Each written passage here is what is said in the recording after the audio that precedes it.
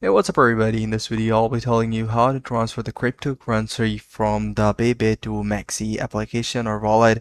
So it's a very simple thing to do. First thing first, all you have to do is to go to the MEXC website and download their application and create a wallet on it. So once you have created the wallet, all you have to do is to get the wallet address in it. So once you have the wallet address, all you have to do is to go and open up the Bybit wallet you have. So here, if you want to transfer a bit cryptocurrency, you can just select that cryptocurrency in it and go to the send option. So once you're on the sending option, all you have to do is to put in the wallet address of the MEXC and the amount you want to transfer. So once you have entered the transfer amount, make sure that you cross-check the details, and after that all you have to do is to go and verify your identity using the seed words that you have already saved in your notebook. So that's pretty much it. I hope you find this video helpful.